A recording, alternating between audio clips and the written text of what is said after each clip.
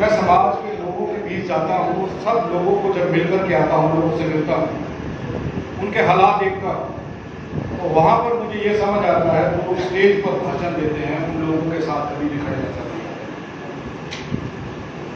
जब उन लोगों के दर्द को देखता हूँ, दुख को देखता हूँ।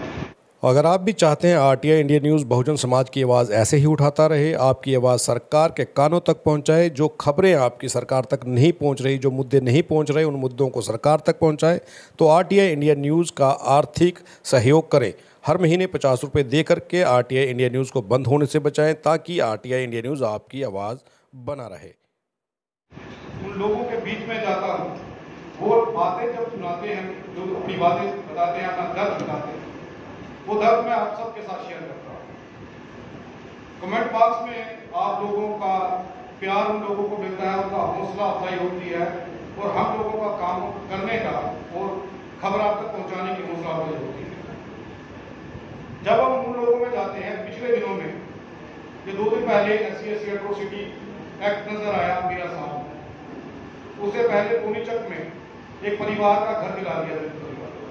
पुलिस मुजरिमों को बचाने की कोशिश कर रही है। मीरा साहब में एक पंडित ने महिला को के पीटा, उसका रास्ता बंद करने की कोशिश की और उसे जाति सूचक शब्द कहे कि तुम लोग दलित, तुम लोगों को अधिकार नहीं है हमारे सामने खड़े होकर बात करने का। जब उन लोगों को मारा गया, उस इलाके के सभी लोगों को वो पंडित प्रताड़ित करता था, जाति सूचक शब्द बोलता था, लेकिन किसी की हिम्मत नहीं थी कि उसका सामना कर सके। हमारे पास खबर पहुंची, हम उस महिला के पास पहुंचे। खबर चलने के 24 घंटे के अंदर अंदर SC एट्रोसिटी के तहत मामला दर्ज किया। वो मामला दर्ज हुआ, मैं वहां पर दोबारा गया, उस महिला को अंडर प्रेशर किया गया और ये कहा गया कि पैसे ले लो, लिखित में मसला खत्म कर दो, और ये मसला खत्म करने के बाद दोबारा ये चीज नहीं होगी। ये उस महिला ने कहा। जब उस महिला से मिलने के लिए गया, उसने कहा हमारे पीछे तो लड़ने वाला कोई नहीं है, हमारी को बात करने वाला कोई नहीं है, हम लोगों के साथ कल कौन खड़ा होगा? आज आप आए हैं, कल कोई नहीं आएगा। मेरे साथ इस वक्त वो लड़का यहाँ पर नहीं है, रजत प्रवीण एडवोकेट मेरे साथ गया, मेरे साथ भीम आर्मी के कुछ लोग गए वहां पे। उन्होंने उस परिवार के सुध ली और पुलिस स्टेशन में जाकर के बात की। जब बात की, वो FIR की कॉपी ली जिसमें SC एट्रोसिटी लगा हुआ था, उस परिवार को पुलिस ने 10 घंटे के बाद भी नहीं दिया।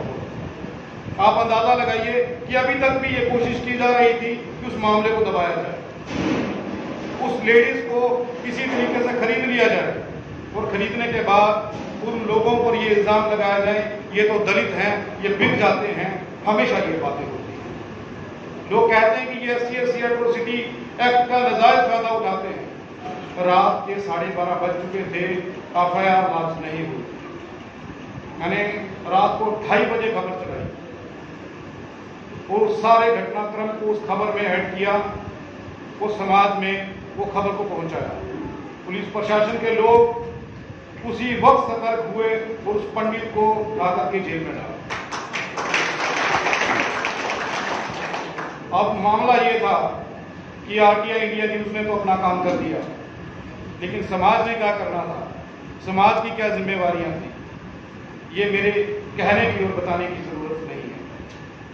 उस परिवार के बाहर, घर के बाहर, उस परिवार के उस विधवा जनानी को, विधवा औरत के घर के बाहर हजारों महिलाएं होनी चाहिए थी, हजारों दलित लोग होने चाहिए थे उसकी परेशानी को समझने के लिए। लेकिन अफसोस है कि आज तक उसके घर कोई नहीं पहुंचा। मैं जब सुबह उठता हूं तो सबसे पहला फोन मुझे किसी न किसी ब्राह्मण या किसी स्वर्ण जाति के लोगों का होता है। आप लोगों की जागरूकता ने आरटीआई इंडिया न्यूज को जितना प्यार दिया है, आरटीआई इंडिया न्यूज की कीमत अब लाखों रुपए में आंकी गई है। इससे कहां पर गलती हुई है कि मुझे अभी 10,000 लोग देख रहे हैं, मुझे अभी लाखों लोग क्यों नहीं देख रहे, और लाखों लोगों का रिएक्शन नीचे क्यों नहीं आ रहा। और मेरी खबर पर प्रतिक्रिया देने से पहले और मुझे फोन करने से पहले ये सोच लिया करो कि कभी भी बिना एविडेंस और बिना सबूत के मैं बात नहीं करता। मुझे पता है मेरा समाज बड़ी जल्दी डर जाता है, बड़ी जल्दी इन लोगों को दबा लिया जाता है। और उस इलाके के लोग आकर के लोगों को खरीदने की ऑफर करते हैं।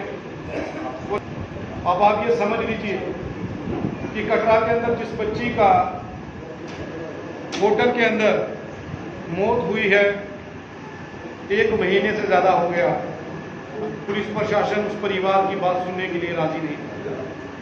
हमने उनके पिता से रामनगर में बात की, खबर चलाई, वहां के कुछ संगठन डीआईजी को मिलने के लिए गए। हो सकता है कि अब कार्रवाई हो, उस बच्ची को इंसाफ मिले। वो मुझे ये कहते हैं कि आप सिर्फ दलित समाज की बात नहीं करते, आप स्वर्ण जातियों की बात क्यों नहीं करते? समय कम है, 2 ही बातें करने वाला हूं, तो हमारी बातें क्यों नहीं करते? मैंने कहा तुम लोगों के पास मुख्य धारा का मीडिया, अखबारें, चैनल सब कुछ है, इन लोगों के पास ऐसा कुछ भी नहीं है जहां पर इनकी बात, और ना ही आप इनकी बात करना चाहते। हम अगर इनकी बात कर रहे हैं, आप लोगों को उसकी तकलीफ हो रही है, उस तकलीफ को, तुम्हारे षड्यंत्र की मार को झेलने के लिए हम तैयार हैं। लेकिन शर्त ये है कि ये बहुजन समाज जाग जाए, ये उन लोगों को पहचान जाए जो लोग इन लोगों का कत्लेआम करना चाहते हैं, जो इनके आने वाले भविष्य को खत्म करने की तैयारियां कर चुके हैं। मुझे यूपी से, बिहार से, उत्तर प्रदेश से, यूके से, इंग्लैंड से, जापान से फोन आते हैं दलितों में, वो अप्रिशिएट करते हैं। लेकिन मैं ये कहना चाहता हूं, आप लोग जाग जाइए। ये जम्बूद्वीप जम्मू कैसे बना और शासक गुलाम कैसे बने, ये समझना जरूरी होगा। गौतम बुद्ध की बड़ी ज्यादा फिलॉसफी को पढ़ना या समझना इतना जरूरी नहीं है, जितना समझना ये जरूरी है कि शासक से गुलाम कैसे हो गए, जम्बूद्वीप से जम्मू कैसे बन गया, और आप लोगों के बुद्धिस्ट लोगों के जो यहाँ पर निशानियां मिल रही हैं, उन्हें धार्मिक उन चिन्हों में कैसे प्रवृत्त कर दिया जिनमें नहीं होना चाहिए। धन्यवाद। जय हिंद।